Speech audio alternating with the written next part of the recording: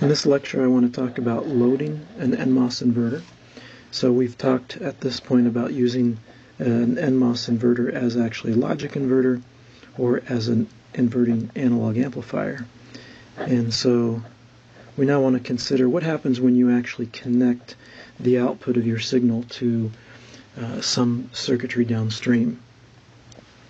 And I will use I will talk about the amplifier as our example, but this would also apply for the logic inverter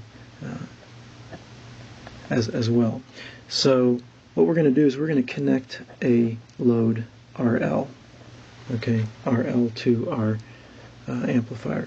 After all, if we want to amplify a signal Vn and have it available at the drain of the transistor, and now we want to make use of it, we're going to connect it to some circuitry downstream. And that circuitry likely is going to have some kind of a resistance to it. It won't be a complete open circuit. Or at least we want to consider what would happen if it isn't quite open circuit. It's a load resistance that we're going to represent as RL. Okay, how do we actually model this circuit? So it's actually quite simple to do if we simply do a little rearrangement of our original circuit. So let me redraw our supply VDD as a voltage source, and then I'll put the R1 in series with it. Okay, and we'll draw the transistor right here. I'll draw it kind of backwards, but I haven't changed the circuitry yet. All right, same circuit. This is Vn. And now we have the load resistance, which is really connected from here to ground. Right? This is VO right here. This is Vn. That same circuit, just relayed out. Okay. So what I want to point out is that if we draw a line here and we look back, we have a Thevenin. We can draw a Thevenin equivalent circuit. So let's Thevenize this. Thevenize. Okay, so what we'll have is, instead of VDD, is we're going to have RL over RL plus R1 VDD. And instead of R1, we're going to have R1 in parallel with RL. Okay, and now we're going to connect our transistor up as before.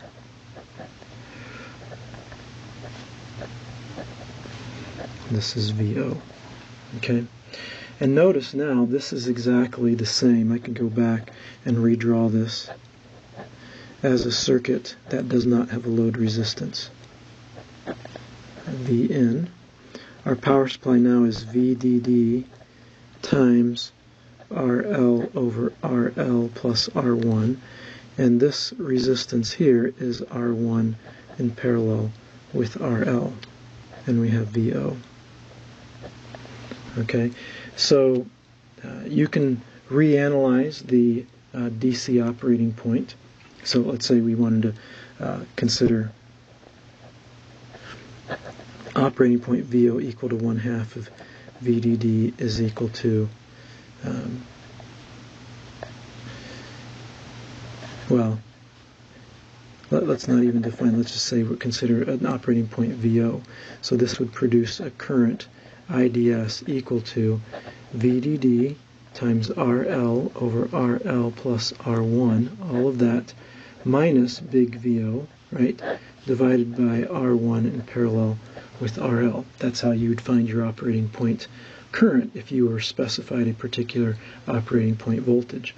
And then your small signal gain, okay, the voltage gain AV, which is small signal VO over small signal Vn, is now going to be equal to minus, not R1, but minus R1 in parallel with RL times GM. And GM, of course, is still going to be square root of 2 times K times IDS. But the IDS that you'll calculate would use the expression, this modified expression here, where you're trying to pick IDS as a function of some desired output operating voltage, capital VO. So as just a little example, let's just consider what happens when RL is actually equal to R1. Okay, then we would have AV is equal to minus 1/2 R1, right, times GM. So note the voltage gain is halved when the amp is loaded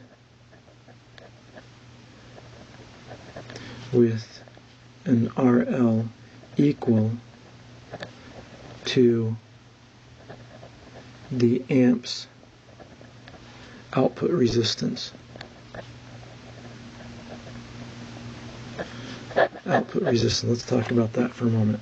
So if we go back to the original circuit here, okay, we can actually Thevenize that, or we can think of it, yeah, we can Thevenize it. Let me Thevenize it. Alright, so let's redraw this. What do we have? We have VDD, we have R1, okay, and then we have in saturation, and we have a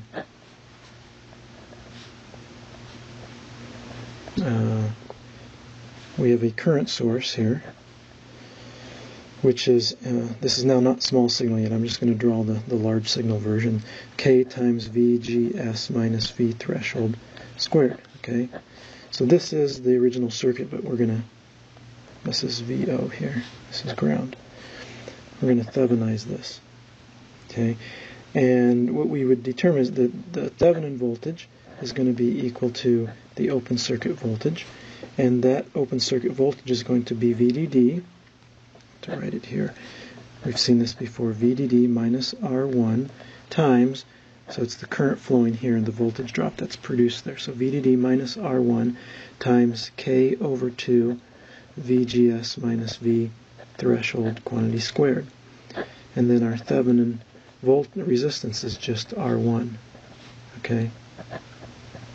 So that is our Thevenin circuit, and now when we look at the small signal, okay, small signal version of this, we remove the DC values. So we still have a voltage source here, but the voltage source doesn't have the VDD, it just has minus R1, and it'll be the GM times little VGS or little VN. Okay? And so now when you connect a load out here, RL, okay, we think of this R1 as being the output resistance. The output resistance of the amp. Okay? So if you connect a load that is equal to the output resistance, so we'll call this RO, R out, which is equal to R1. So if RL is equal to R out, okay, which is R1, then the small signal voltage gain is halved. Okay. The key point here is that there's a cost. There's a cost to delivering the signal of this amplifier to a load, and the lower resistance that load is, the more it's going to actually attenuate the signal that you've just worked hard to amplify. So it might seem a little discouraging and even hopeless to think, well, how can we ever amplify a signal and then actually deliver that to a load that is not a high resistance, such as, let's say you want to deliver an amplified audio signal to a loudspeaker. Well, a lot of loudspeakers are in the range of, say, 16 ohms down to 2 ohms. The really big woofers might be 2 ohms. Standard resistance is 8 ohms. That's really low. That's way, way lower than, say, the 1 kilo ohm that we have for R1. So clearly there are some other techniques that need to be used, but rest assured there is a way to be able to amplify a voltage signal and then actually amplify the current, do current amplification of a signal without amplifying the voltage. And you can separate that into two stages. So you can have one amplifier stage that is busy just amplifying the voltage but doesn't have to deliver much current.